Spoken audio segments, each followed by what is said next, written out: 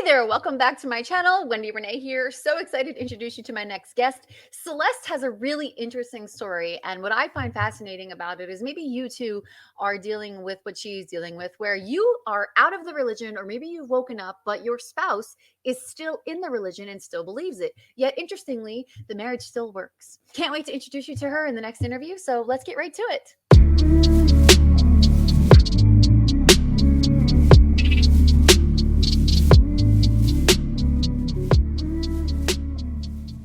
Before we get into it, I'd like to thank you for subscribing to our channel. We just hit 1,000 subscribers. With every subscriber, we are closer to raising awareness to the fact that there is peace and solace and beauty on the other side of high control religion and narcissistic abuse. Be sure to hit that little bell at the top of your screen so that you get alerted every time I do post a video, and you'll see the little notification pop up on the top of your YouTube app. As always, remember there's a little community over there on TikTok where we have a lot of fun in the comments talking about various topics. So let's get right to it. Celeste, it is such an honor to have you on the show. I am so thankful to be part of helping you get your story out. And so for the sake of the audience who doesn't know you yet, why don't you introduce yourself and tell us a little about yourself? I'm Celeste. I was born and raised in Ohio, and then a few years after I was married, my husband and I decided we wanted to be need graders in Alaska. And so that's where we are now, and that's where I woke up and realized I didn't want to be a witness anymore. Wow. What was that like for you? You just woke up and decided, or was it gradual? It feels like it was really fast, but I do think it was gradual. I have been very fortunate to have a really, really good therapist for the past couple years. And talking with her made me see just how gradual it really actually was, because I felt like I was moving way too fast. I felt like from the time that I realized I didn't believe in the Bible till the time that I was announced, it seemed like such a short period of time. But I realize now, and my husband actually pointed out, that I've had doubts for a very long time. And I just refuse to acknowledge them. So take us back a little bit. You were born and raised, and how old were you baptized? And what was your relationship with the religion like as you were growing up? I had a very strange relationship with the religion growing up. My dad was disfellowshipped when I was 10, and it was messy. I have no idea what he was actually disfellowshipped for, because I know what some people said, I know what my dad said, and it seems like nobody could agree on why he was disfellowshipped. I'm sorry. And so I don't mean to laugh, but wow. And that also, I probably shouldn't laugh at this on camera, but it's the way you tell it. So I've got a problem with that. I make jokes out of serious things. I would say it's a gift. I wouldn't say it's a problem. Okay, so continue. But yeah, my dad was disfellowshipped when I was 10. He claims he should have never been disfellowshipped, and till he died when I was 14. But literally every memory I have of him was me thinking like, wow, he's the most spiritual person I've ever met. He's so spiritually minded. He's so strong. And so then when he died, I had no doubts he was going to be resurrected, even though he was disfellowshipped. Interesting. But the older I got, the more I realized, well, one, just a couple years ago, I found out about undiagnosed narcissistic personality disorder. Ding. And that my dad fit every single box. And so with that, I was able to like look back at these memories I have of him and how he would talk about the brothers that disfellowshipped him and how those brothers acted towards me and my siblings and everything. And I think things got a little bit clearer. I don't know. It's really confusing, because like me and my siblings, we ended up leaving the congregation that we grew up in because we couldn't stand the brothers that disfellowshipped our dad.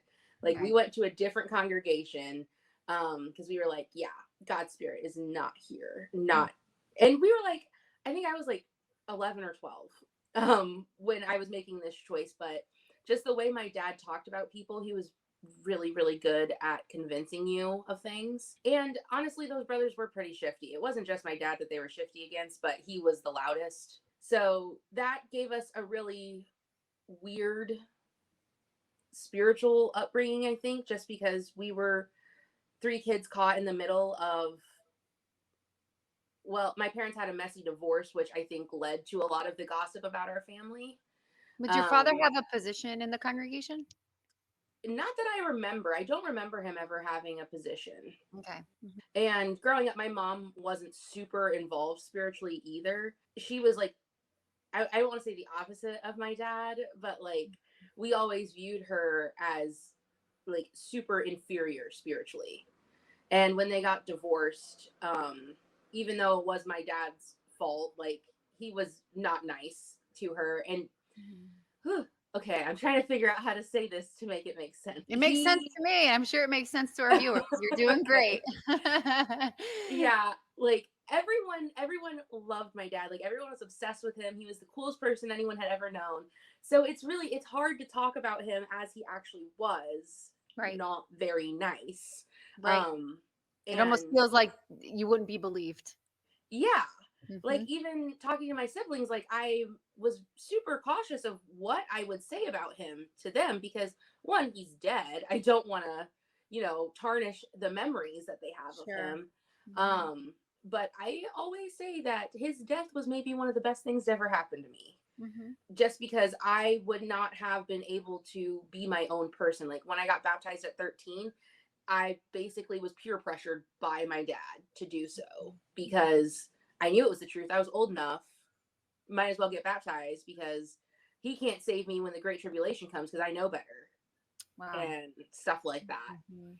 So I think him too, the way he the way he talked about spirituality and how I wasn't being spiritual enough or something like that, it gave me a lot of confidence issues that I'm still working through 10 Mhm. years later. Sure. Sure. And you're married. So how long have you been married?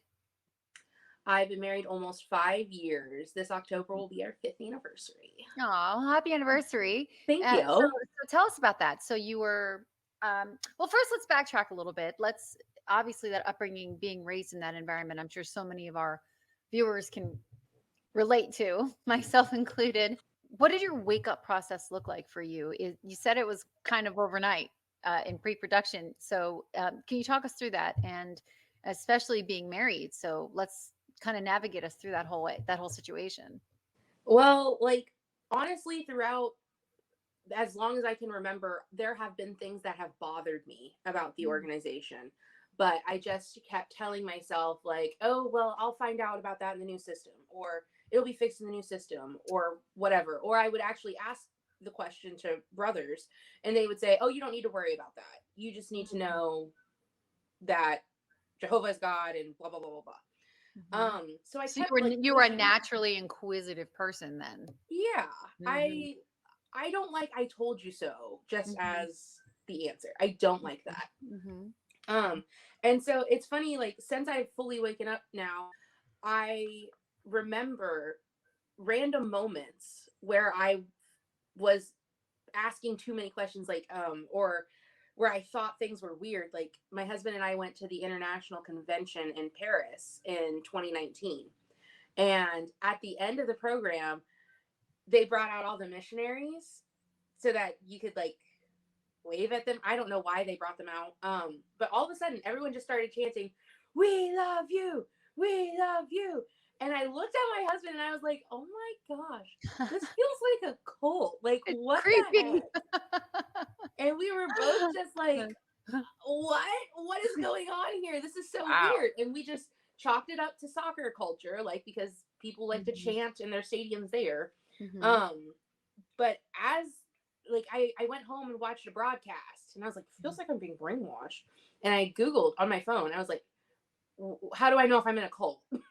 Wow. And based off of that Google search, I decided I wasn't. I decided, no, they're just trying to be nice. And then I just kind of pushed it aside for a little while longer. And then June of last year, there was a watchtower that came out talking about how do you know this is the truth? And they basically were saying in the article, like, you have to prove this to yourself that it's the truth. And they gave a bunch of study references. And I was like, you know what? I have not done this research in a really long time. I am actually pretty bored right now. So let me go ahead and dig into some stuff. Mhm. And so I kept reading I only did approved research, like only on sites that were already JW approved. And I came to the conclusion, I was like, none of this makes any sense.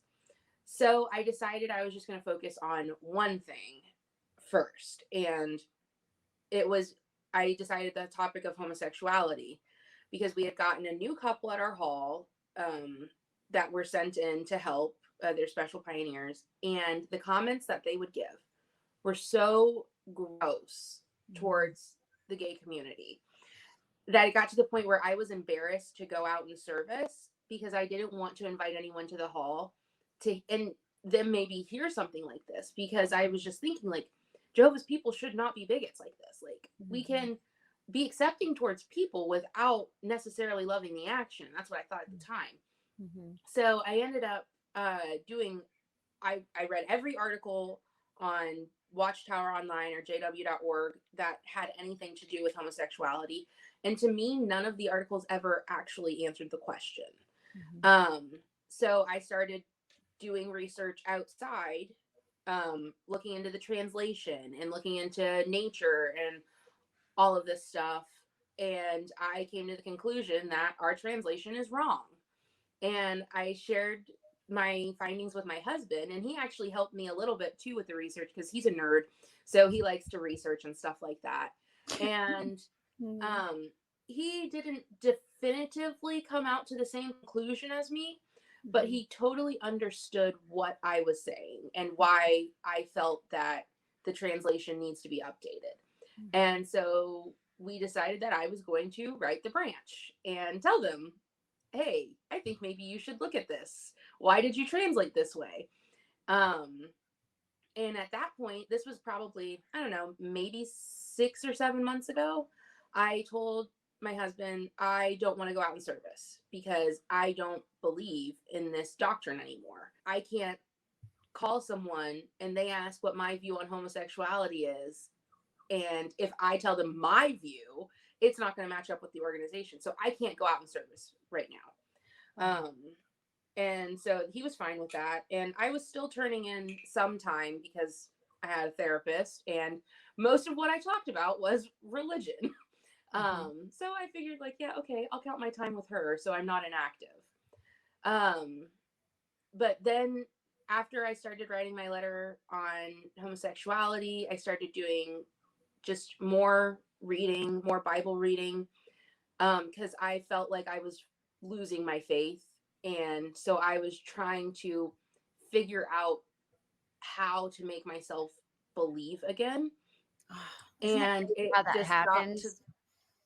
yeah, Trying to make yourself it's, believe again, it's because you're ignoring this intuition of something's just not right, and what's not right is probably me. It's really sad. well, and it would just be so much easier to just stay True. where I have all True. my family, all my friends. It would have just been so much easier to just, if I could just push down those doubts and keep going. But it was, I'm sure a lot of people can relate to this, that like going through these mental gymnastics, it feels like it would just be easier to just go ahead and die than actually have to figure all this out. Wow. And I've always suffered with mental health issues. I've gone through serious bouts of depression and anxiety. But while I was trying to figure this out, was by far the worst episode of depression I've ever gone through.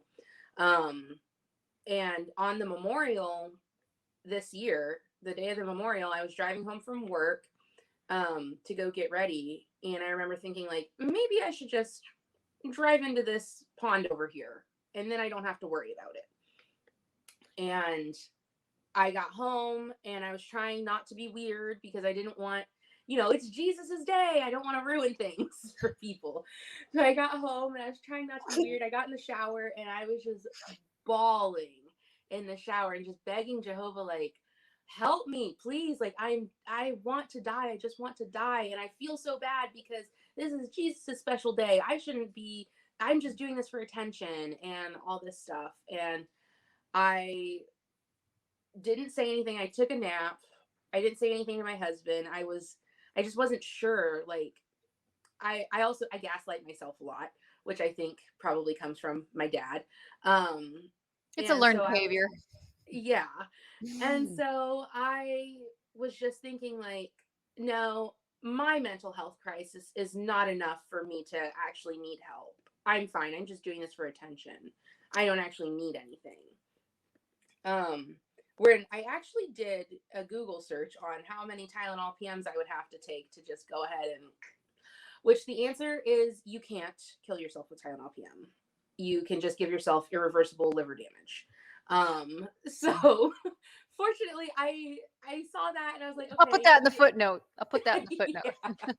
So I saw that and I was like, okay, well, this, I can't even kill myself, right? So I'm not even gonna Oh try. my.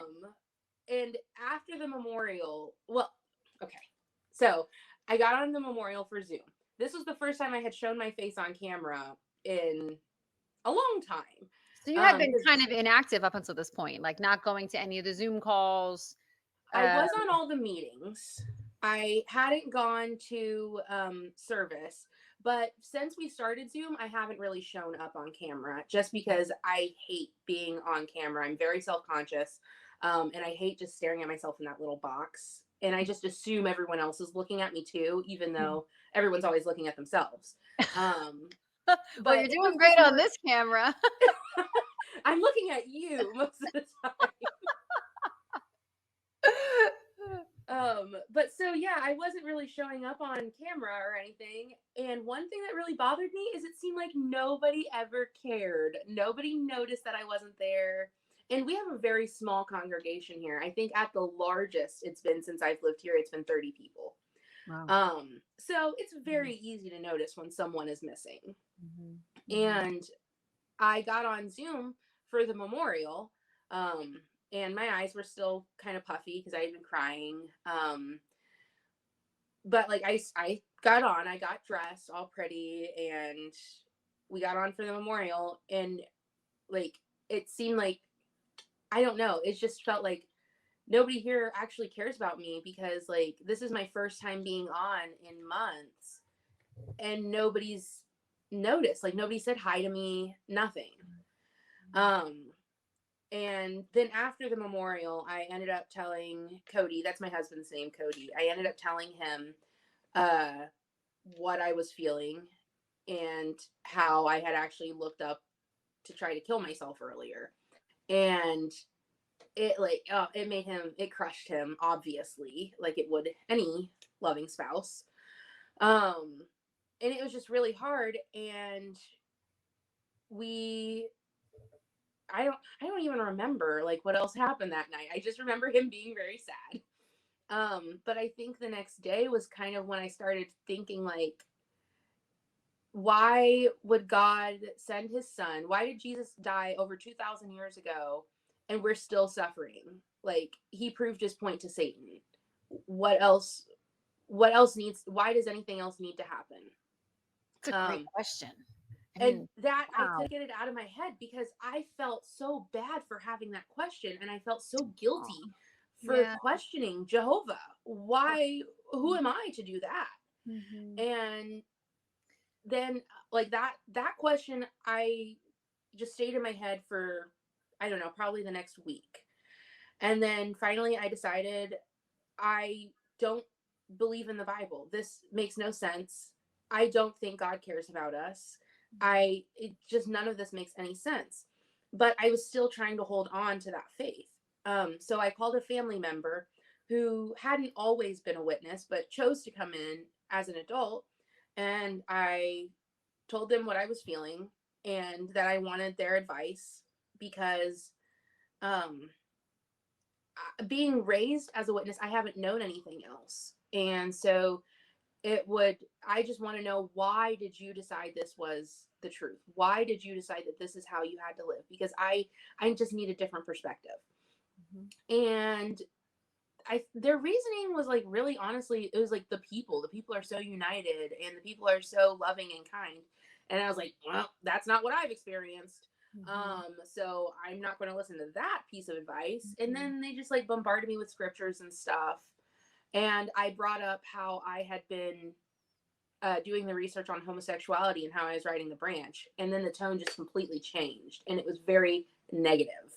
And they did not like hearing that. And one of my points for why the organization should change its stance on homosexuality was Jehovah has made provisions in the past for his people to be able to serve him easier, allowing extra wives, and such things like that. And so why not allow homosexuality, even if it wasn't necessarily his original plan? Wow. And I she hope had you nothing to see say. how, just not to interrupt you, but I hope you see how brilliant you are. Thanks. 30 something years in that religion, and I never came to those conclusions and how I felt about things. But there's a reason why people were getting angry at those questions, because you're right.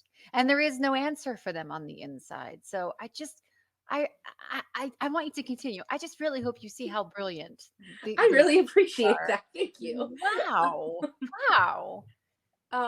But So she was mad. She responded, yeah, yeah, she didn't think that was a good question. And so of then I course. said, okay, well, we're allowed to eat red meat.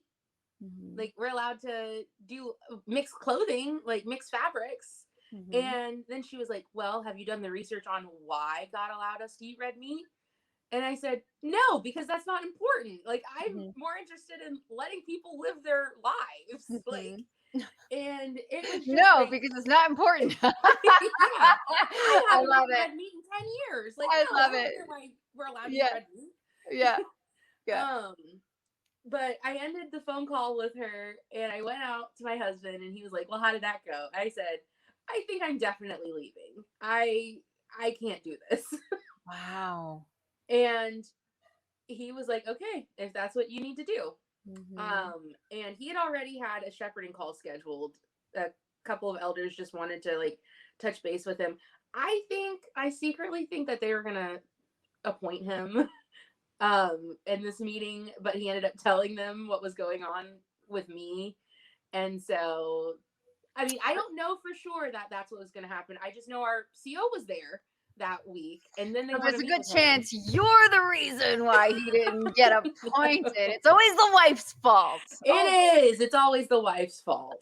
But he ended up talking with the elders and I was fine with him telling them things just because like I want things to be comfortable for him as Mhm. much as they're going to be comfortable for me. I want us to be able to figure out that balance. Mhm. So I ended up meeting with the brothers and it was just the two brothers. Um and telling them like, yeah, I don't believe in the Bible anymore. And I didn't really go into my reasoning. I just let them talk and do their little spiel. And at the end, when I was just like, yeah, I understand what you're saying, but it doesn't make sense to me. I can't believe this book just because it tells me I should believe it. There's so much evidence going against it. I don't see a point to it. And I Mhm. don't want any help Mhm. trying to get back my Mhm. spirituality again. Mhm. And then one of the brothers said, how do you think this makes Jehovah feel? And I said, I don't think he cares. And the brother threw up his arms and was like, well, okay then. Man, you just And got all the answers wrong. I did. I did. But like, I didn't even have to meet with them. Like, I was doing that just to be nice. I I'm was doing curious, it did for they my ask you husband. about the governing body? Did they ask you about that? They didn't. Because I've heard people say, I could sit there and tell them I don't believe in God, that I don't believe in the Bible. But if you say, I don't believe in the governing body, like we can't have that. No, we can't have that in our organization.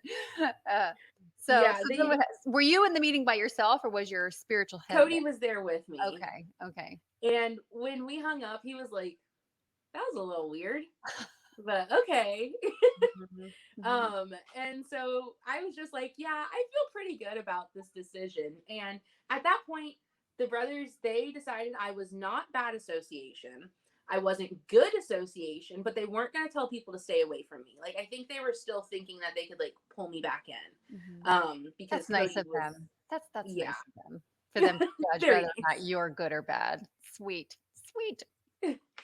But I had told a friend that I was writing to the branch about homosexuality. Mhm. And so this friend told another friend, and another friend told another friend, and it got all the way back to my sister. And she called me and she's like, "Are you writing the branch about why gay is not bad? Why being gay isn't bad?" And I said, "Yeah." And she was, and I gave her my research and my reasoning. And she just listened. It was probably the best conversation I had ever had with her. She just listened, and then she was like, "Well, what if the branch decides that you're wrong?" And I said, "Well, then okay, I don't really care." And she was like, "Really? I don't believe that, because why else would you be writing it?" And I said, "Okay, well, I'll tell you a secret. I'm inactive." Mhm. And so then she asked about that, and I had to tell her, and I was very careful about what I told her, because I Mhm. don't want to take away anyone else's faith. Because, I like, hear ya. Are your siblings also still very much in? yes, my Yeah, entire family is extremely in. I get it. Mhm. Um, but yeah, I didn't want to take away anyone else's faith. So I Right. was super careful of what I told her. Mhm. And also because, like, I was still not bad association at this point, and I wanted to stay that way because Mhm. We I weren't declared bad association. yeah. I still find it um funny. but yeah, so I told my sister, and she ended up calling me a few days later and gave me an ultimatum that I have to tell the rest of my family or she will. And Wow. I was floored. I was like, "But you were so reasonable. What happened?" And she was just like, "I've been crying for 72 hours." She said that several times. So that I knew she was serious. Um, Okay. but she was just like, she said, "I've been walking around the house crying. How can I can't talk to our brother. I can't talk to grandma. I can't talk to anyone, because they're just going to be like, 'Why are you so upset?' And I'll be like, 'Ask Celeste.'" And I was like, "Okay, that's not really fair. It's not your story to tell." Right. Um, And you're not responsible for a grown adult's emotions. right. That Mhm. was my biggest thing with this whole situation is, and my sister actually told me that I was being selfish, which I think I was very much not being selfish with my decision, because I was very strategic about how I said things, how I did things, who I talked to, because my number one concern was Cody. And especially Mhm. because he still very much believes and he wants to stay a part of the organization. And he was being so supportive of me. I want to be supportive of him too.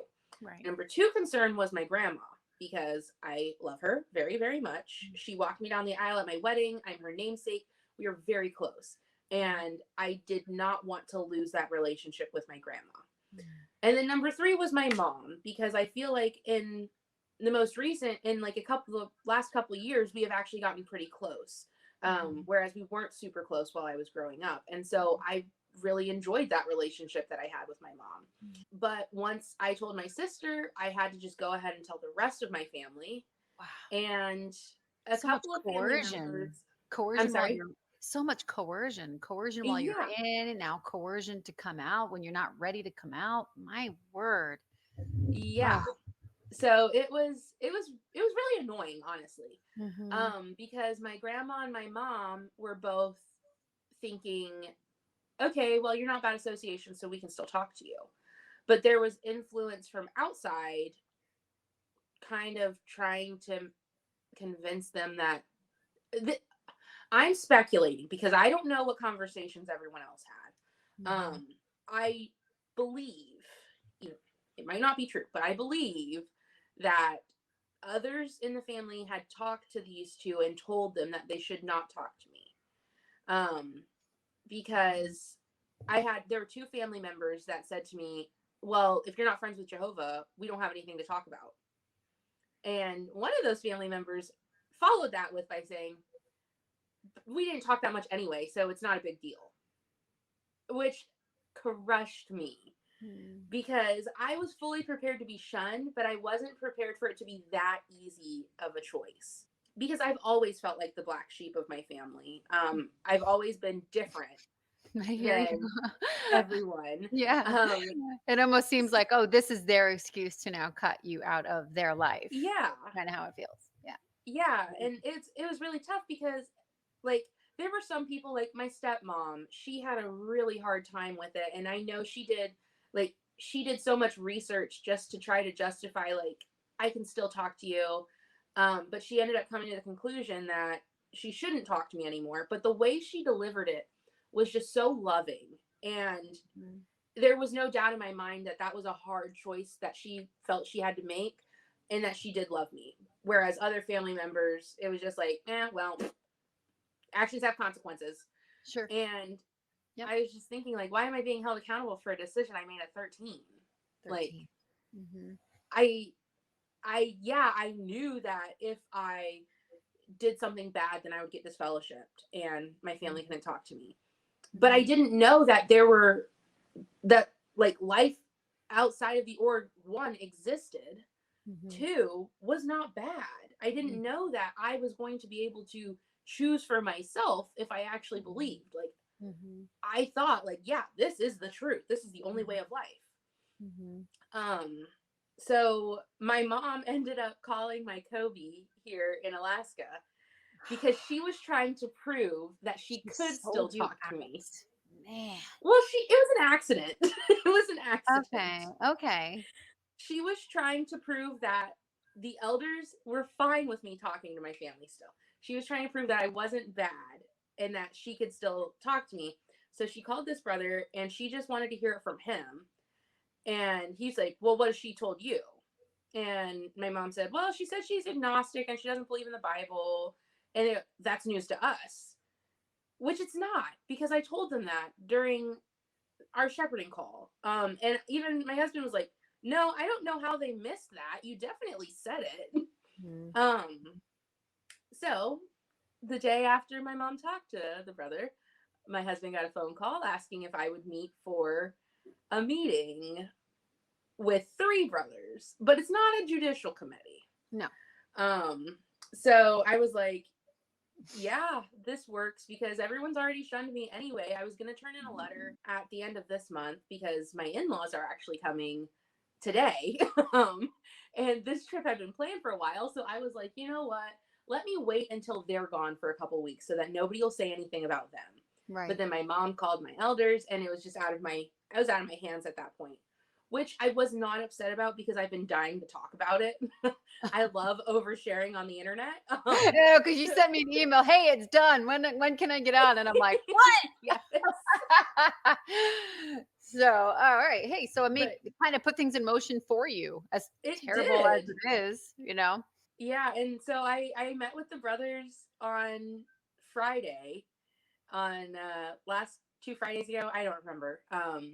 But they were just saying, like, we've heard reports of you claiming to be agnostic and all this stuff. And I was like, well, yeah, I told you guys that I didn't believe in the Bible and that I didn't think God cared. Well, you can't be a Jehovah's Witness if you say that. And I was like, okay, that's fine. I was planning on turning in a letter anyway. And one thing I had explained in my earlier shepherding call was how, since I have made the choice to leave, this is like the first time in my life that I feel like I'm actually excited to live. That, like, I don't welcome death. Right? And Isn't that how it happens? Like, life is beautiful. Like, yeah. oh, yeah. And I told the brothers this in our first meeting. Mm-hmm. And I told them, if I'm wrong and Jehovah really is this all loving, all knowing God that I've always thought he was, Mm-hmm. I think he would rather me be alive and out of the organization than kill myself because of being in. Oh, And yeah. I said this again at my committee Mhm. meeting, and one of the brothers says, well, you're basically killing yourself anyway by leaving the organization. There's a friend of mine. I also follow her on TikTok. She had a similar experience where she was also dealing with mental health issues. And she told when she finally realized the religion was where her trauma started, and you can't heal from trauma if you keep going back to where the trauma started. She had people actually say to her, because she said, would you rather me be in the religion that I don't believe in and want to end my own life than heal, be on the outside of the religion and still be alive? They wanted her in the religion regardless. Mm-hmm. It was pretty terrifying to hear that. And we hear that all the time. As long as you are in the religion, if you believe what I believe, as long as you do what I say and how I say it, we can coexist. And that's it. That's all Hmm. they want. Wow. So then Yeah. this is like 2 weeks ago for you, right? Yeah. You're on Yeah. fire, girl. This is not the demeanor of somebody who's well, yeah, it is someone who feels free, but most for the Yeah. most part, yeah, I, for I the do most part. I feel very free. And I think Mhm. part of it is because I feel like I kind of got to control the narrative a little bit. Mhm. Because I knew I was going to be announced on Tuesday. So on Monday, I made an Instagram post Oh. explaining that I am leaving because not that witnesses gossip ever, No. but I No. did not want people thinking that there were any problems with my marriage.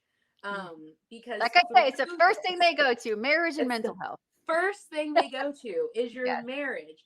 Mhm. Because through this, I feel like Cody and I have gotten closer Mhm. because I have been more free with myself and I have Mhm. allowed myself to think things. And I'm more honest with him because I'm Mhm. honest with myself. And we never really had any problems before, but us having to work together for this problem, I feel Mhm. like has really brought us closer together. Wow. So when I found out it was going to be announced, I was like, okay, well, I don't want anyone talking about us. Mhm. So let me go ahead and make a post about this. Mhm. And I I've been around. I've been in several different congregations and circuits and stuff. So I had racked up, a pretty hefty amount of witness friends, that follow you on social media and stuff. Sure. Yeah. So when I made my post, it was seen by a lot of people. And apparently it is still the talk of our old circuit, um which baffles Oh, me because like I haven't lived there in almost 3 years. Like nobody yeah. has tried to talk to us since we've lived up here. Why are you talking about us now? Why are you so sad now? Mhm. Like, where have you been this whole time? Yeah, and that Mhm. was like my big thing is like certain friends that were close to me were like, oh my gosh, we're so sad, I can't believe you're doing this. Okay, but where were you 6 months ago when I was Mhm. literally about to kill myself?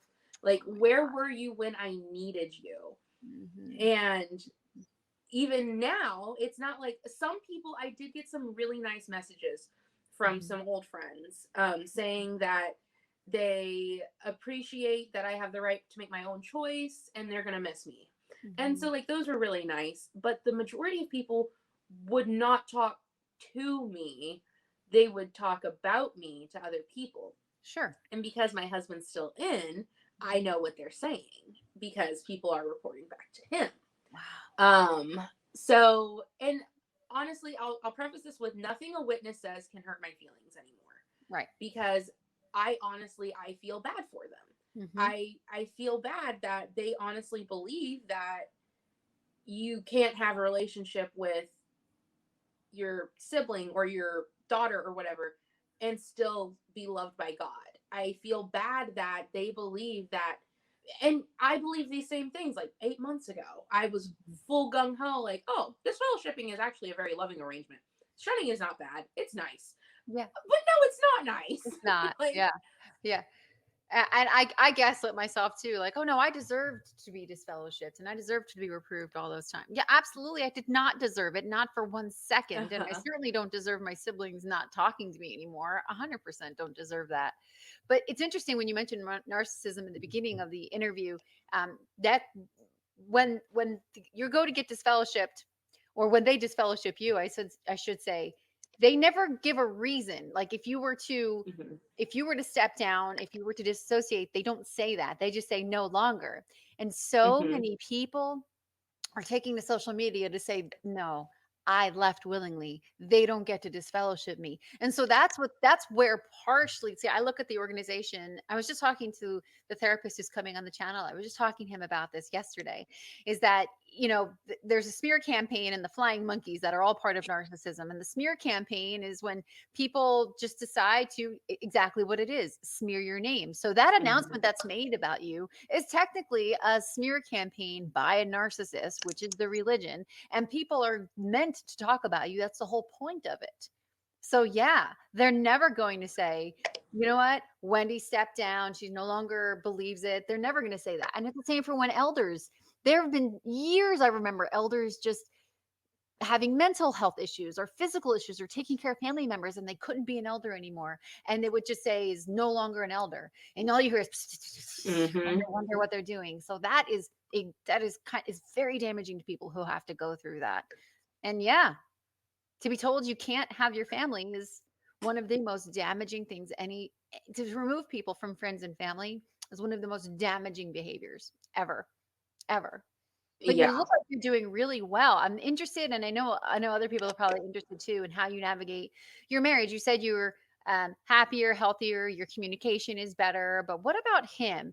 Do you know if they're giving him like the attaboy, like, you can divorce her, right? Because the elders book says, if she doesn't believe anymore, you can get on out of there. What do you think of that?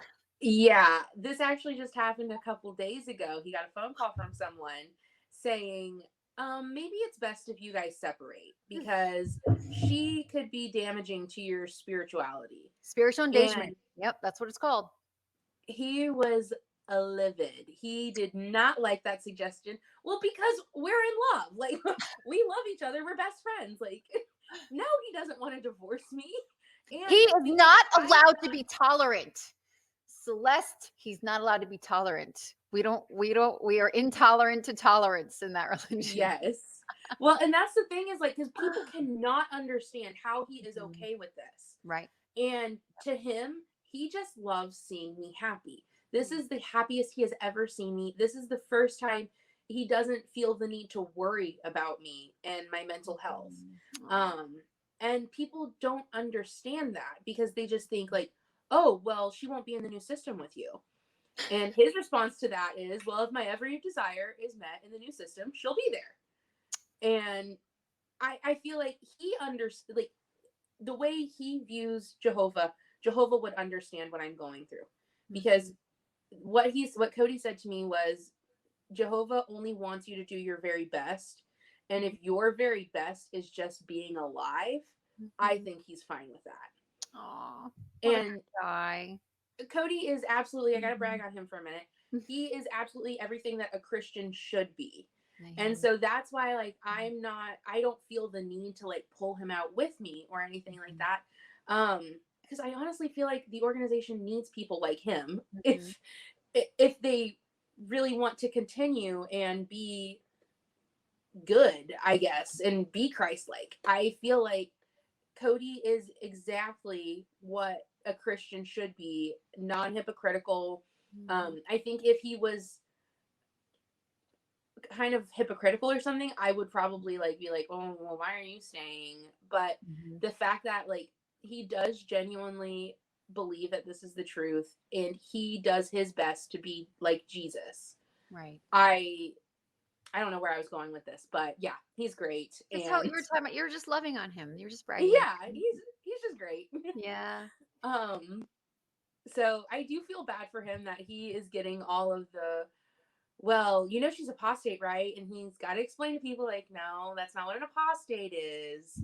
She doesn't care. Like, what if, like, that's the biggest thing is like, since I've left, I love minding my own business. Mhm. Like, I feel like I was never fully allowed to mind my own business Mhm. when I was pioneering and just fully involved. And that's what Cody's saying. Like, she doesn't want to drag people out that are happy. Right. Mhm. I do want to people to feel safe coming to me if they're in a similar situation to what I was in, or if they just want to bounce ideas or something like that. But if you are happy being a witness, if you really believe it's the best life ever, good for you. Good for you. But stay off my Instagram. Like I told people to unfollow me Mhm. because like I'm not an I, like apostate. It's not as scary as we were always taught to believe it was. Right. Um, but I told people like unfollow me if you don't want to see my Mhm. stuff anymore. Mhm. Unfollow me. Mhm. Stop Well, looking if at me. you're not here to pull people out, they they're not giving you that in return. And that's Mm-hmm. where the issue is. So sure, we love people and we empathize with people on the inside, but we're not getting that in return. Exactly. That's the issue. That's what we're all taking issue with. Like, yes, stay a witness. I'm not trying to pull you out. If it makes you happy, if you're not hurting anybody, totally fine. But Mm-hmm.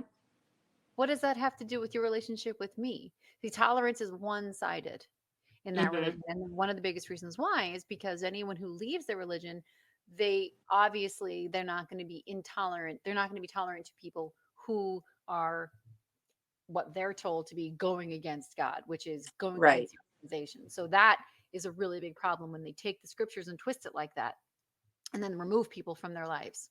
That's the issue right there. Yeah. And I didn't Mhm. even see issues with the organization until I was already out from a biblical standpoint. And Well, when that's you, when I really realized, yeah. like, oh, wow, like, this Hmm. is, there's a lot of not okay things going on. Like, Hmm. and I had talking with a family member, telling them that I was leaving. This family member actually brought up to me about the Australian, Royal Commission. yes, the Royal Commission, and like I had never heard of that before, and then I like this witness told me about it. It was fully in, and that's what sent me on a Hmm. rabbit hole of all of that nastiness. Hmm. Um, Hmm. but yeah, We anyway, all go through we all go down the rabbit hole, all of us. yes, And then once you see and hear, you can't unsee and unhear these things. I yes, never thought I'd see the day where I'm on YouTube. Never. I was never that girl. I got to tell you, and this there are other wives who are PMO. I know of them personally who are really struggling with their PME husbands. So, from your perspective, what are like your top three tips off the top of your head? I know we didn't plan Ooh, this in pre-production. Top three tips for a wife who wakes up with having a PME husband, and it can work vice versa also with a husband and a yeah. wife. So, what are your top three tips? You I think? think my top three tips would be to be honest Mhm. and just communicate openly with your spouse. Be patient because it's going to be a lot for them to swallow Mhm. and they might react harshly at first. They might not. But be patient with them and allow them time to like really digest what you're telling them. Um, and I guess my third tip would be to be, I don't know, be nice. I guess like Mhm. if your spouse doesn't get it right away what you're saying, like don't just be like, okay, dummy, how could you not see this? I don't Mhm. know, I guess those would be my tips. Yeah, to not force feed them. You know. There we go, force feed. Hey, you know what? When you're in and you don't have a believing spouse, when you're in and they tell you that maybe by your behavior, if you're the perfect Hmm. JW wife, he may convert. And I mean, likewise on the outside. Yeah, you know what, use that Uno reverse by your conduct to win them over. I love it. So, what's life look like for you now? Even though you were newly disfellowshipped, you newly walked away. Um, what does the future, in your opinion, hold for you? And where can other wives and other people who, now that you're part of our activism community and you're here helping people, where can we find you for your perspective on what people are going through? You can find me on Instagram at Celeste Addison Art and like send me a DM or something just so like I know to follow you back. Or you can find me on TikTok. My name on TikTok's really stupid. It's lightbulb_46. But I'm a little bit more candid on TikTok. Um, but yeah, you can find me at either of those places. Okay. And you mentioned in pre production that you were an artist. Have you Yes. seen the difference in your art since you woke up? Is there a difference there for you? I think I'm using much brighter colors. I feel like I'm more confident. I'm Oh. just more confident in general, so I'm much more Mhm. confident in my artwork. Mm. Um, Mhm. and I am listening to happy music while I'm painting Yeah. versus my depression playlist that I had been listening to for months. It's interesting you say that because I just got the lead female role in a local theater in a musical. Oh. I am so excited. And before I woke up, I had done a show, but I was like always looking over my shoulder because you can't do theater and Hmm. be a JW at the same time. And I got this nasty text from an old friend who's like, "What are you doing?" And why are you in the theater? And this was right before I was about to perform. So we were about to open. Oh man. So I had it over my shoulder, just like, oh, I'm a terrible person. And I had to live with that. And now that I'm out and I got the role now, I got to tell you, my performance, I just feel like I was barely functioning, let alone performing at optimum performance. So now I'm just like, wow, I actually can sing, and I actually can act, and I can do it without feeling like I am a terrible human being. And so likewise with your art, once you strip yourself of the guilt and shame cycle, and that, how dare you be devoting your time to something that isn't JW, that doesn't demand Mhm. all of your personal thoughts, you start to see things differently, and you start to get better at your talents, and you're not selfish for fostering those talents. Yeah, I definitely think that, because like I've been more involved with the community here and all the Mhm. arts. I helped form a co-op when I first moved here, an art co-op. And so we've been doing more, and like we want to start an art festival for the town and all sorts of stuff like that. So I feel it's nice to not feel guilty about spending my time doing things that I love Yeah. and not thinking of ways to turn it into a preaching campaign with all Yeah. the worldly people I'm with. Yeah. How to convert people. It's, I mean, Yeah. I always said like the BE was just like the best sales book on the planet. That and the reasoning Yes. book. Like if you were to go back and read those books, like this is a sales book, and it's pretty good at what it does. So that's what we're doing, just out to convert. And I remember literally saying while I was pioneering, because I didn't mention it, but you pioneered a couple of years. Yes. Um, it was basically, we would say, "Oh, we're not on a conversion drive." Bitch, yes, we are. What are you talking Yeah. about? I've been considering joining an MLM because I feel like I'd be really good at it uh, with all okay, my well, pioneer training. go back and watch my video, because I did 5 years. I did a 5 year stint in an MLM. Woo, Oh my mama. goodness. Yeah, when I tell you, I was a sucker for cults. I'm not lying. All right. Well, Celeste, it has been an honor speaking with you. And, we're going to catch you over on TikTok, and maybe in another couple months, or if you want to we could talk about your art. I'd love to have you back on the show. And again, guys, go follow her on TikTok and Instagram. She does some really great activism work and just telling her story. Celeste, thank you so much for being here. Thank you for having me. Thank you so much for watching our show. If you want to find Celeste, remember you can find her over on TikTok. Remember, if you would like to share your story, please don't hesitate to email me, wendyrenee@gmail.com, and we'll get you on the schedule. Or if you have a skill that you would like to share with our audience, you can also email me to get yourself on the schedule. And as always, thank you so much for watching.